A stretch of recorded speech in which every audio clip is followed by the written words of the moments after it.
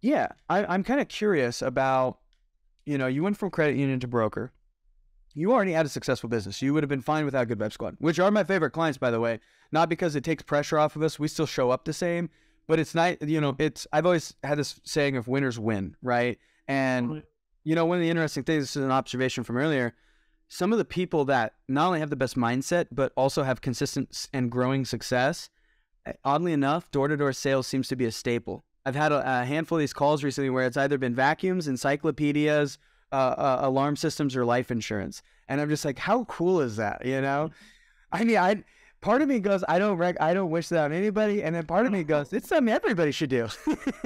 Oh, it's brutal, dude. Like, I remember knocking in freaking Sacramento or the Bay Area selling alarms, and it's hot as all get out, and you're just sweating your freaking huevos off, right? And totally just getting doors pounded in your face. But like, there's just something you learn about grit. There's something you learn also about yourself. Like, you learn very quickly, I don't sell like him, I sell like Tyler. And the moment you find that out, you're like, I'm going to be myself, but I'm going to fine tune myself. Yeah. I'll not give a lie. I wasn't great at doing door sales. It just taught me a lot. But some of my buddies have been in that industry for 12 years because they're freaking phenomenal. Yeah. Well, I think the thing I love about door-to-door sales is one of two things happens, and very, very rarely something in between. Either the meat grinder just chews you up and spits you out, which is more likely than the opposite, or excellence is recognized, right? And it's usually early stage excellence, but it's like, when I was doing that in life insurance, I got to the point where after training a few hundred people, I could almost immediately identify an all-star, like this person is going to be fine,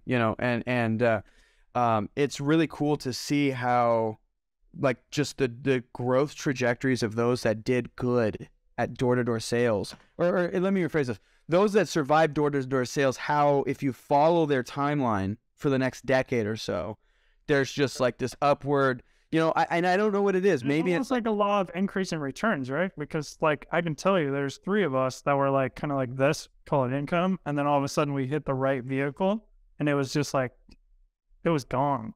Yeah. But one thing I did mention is like, when I got onto the video side, I actually created all the videos for training.